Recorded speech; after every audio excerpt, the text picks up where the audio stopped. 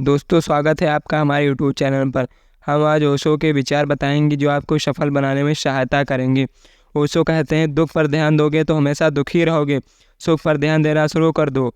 तुम जिस पर ध्यान देते हो वह चीज़ सक्रिय हो जाती है। ध्यान सबसे बड़ी कुंजी है। दुख को त्यागो। लगता है कि तुम दुख में मजा लेने वाले हो।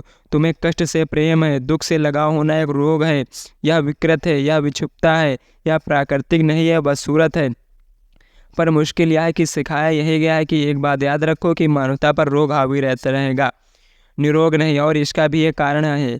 असल में स्वस्थ व्यक्ति ज़िंदगी का मज़ा लेने में इतना व्यस्त रहता है कि वह दूसरों पर हावी होने को फिक्र ही नहीं करता।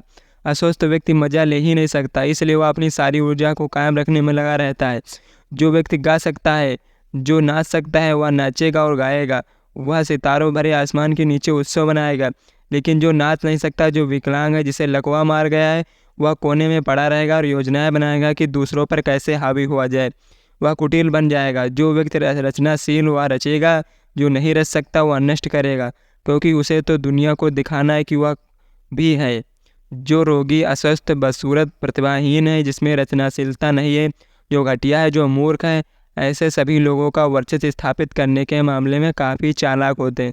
वे हावी रहने के तरीके और जरिए खोजे निकालते रहते हैं हमेशा।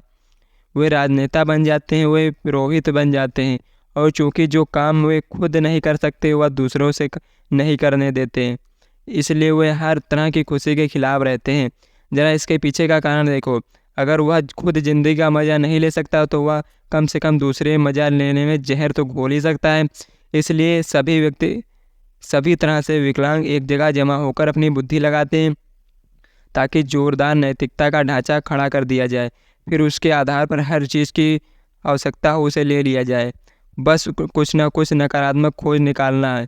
वह तुम्हें मिल ही जाएगा, क्योंकि वह तो समस्त सकारात्मक के अंग के रूप में ही है। जब तुम प्रेम करते हो तो नफरत भी करते हो। जो व्यक्ति नपुंसक है और जो प्रेम नहीं कर सकता, वह हमेशा नकारात्मक पर ही सोच देगा। वह हमेशा नकारात्मक को ही बढ़ावा चढ़ावा दे सकता है। वह हमेशा कहेगा, अगर तुम प्रेम में पड़े तो दुख उठाओगे, तुम जाल में फंस जाओगे, तुम्हें तकलीफ भोगनी होगी और स्वाभाविक रूप से घृणा भी करोगे। क्षण आएंगे और तुम दुख का सामना करने के लिए तुम्हें सामना करने पड़ेगा और तुम इस बड़ी परेशानी में फंस जाओगे। फिर घृणा के क्षण तो आने ही हैं। फिर एक स्वाभाविक प्रवृत्ति होती है कि मनुष्य रोगों के प्रति ज़्यादा संचेत होता है, न कि स्वस्थ के प्रति। जब व्यक्ति स्वस्थ होते हैं तो तुम अपने शरीर के बारे में भूल जाते हो, लेकिन जैसे ही सिर दर्द होता है या कोई भी दर्द हो, फिर पेट का दर्द या देह का दर्द देह होती है, तब प्रमुखता से होती है, बड़े जोर से होती है। वह तुम्हारा दरवाज़ा खटखटाती है, वह तुम्हारा ध्यान खींचती है। जब तुम प्रेम में होते हो और खुश होते हो तो भूल जाते हो, लेकिन जब संघर्ष, नफरत और गुस्सा होता है तो तुम उसे चढ़ाकर पेश करते हो। ऊपर से विकलांग लोग, वे नैतिकतावादी, पुरोहित, वे राजनेता, वे मिलकर चिढ़ाते हैं। एक स्वर से देखो कि हमने तुमसे पहले ही कहा था कि, और तुमने हमारी नहीं सुनी। प्रेम को त्यागो। प्रेम दुख बनाता है, इसे त्यागो, उसे त्यागो, जीवन को त्यागो। इन बातों को अगर बार बार दोहराया जाता है तो उनका असर होने से लगता है। लोग उनके सम्मोहन में फंस जाते हैं, उनके जाल में फंस जाते हैं। तुम कहते हो कि तुम उपवास करते रहो, तुम्हें ब्रह्मचर्य का पालन करना चाहिए। उपवास का भला बुद्धत्व के लिए क्या ताल्लुक हो सकता है? ब्रह्मचर्य का बुद्धत्व से कोई संबंध नहीं हो सकता है।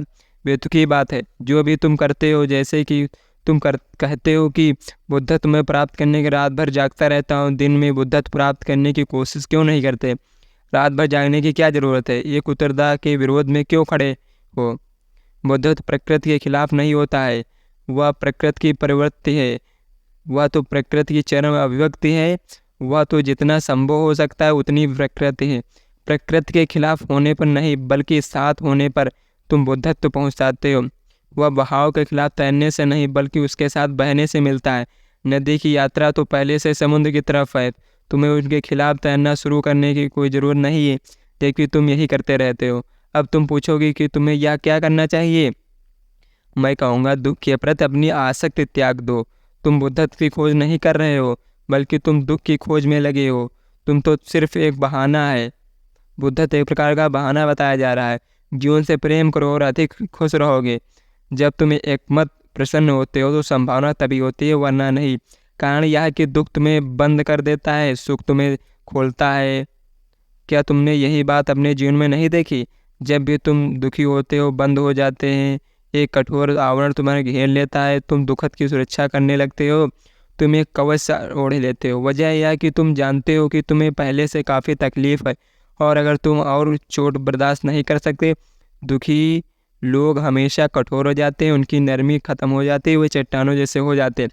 एक प्रसन्न व्यक्ति तो एक फूल की तरह है, उसे ऐसा वरदान मिला हुआ है कि वो सारी दुनिया को आशीर्वाद दे सकता है। वह ऐसे आशीर्वाद देने से संपन्न है कि खुलने की ज़रूरत कर सकता है। उसके लिए खुलने की कोई ज़रूरत नहीं है, क्योंकि सभी कुछ जितना अच्छा है, उतना कितना महत्वपूर्ण है, कितना मित्रतापूर्ण है, पूरी प्रकृति उसकी मित्र है। वह क्यों डरने लगा? वह खुल सकता है, वह इस अस्तित्व का आतिथेय बन सकता है।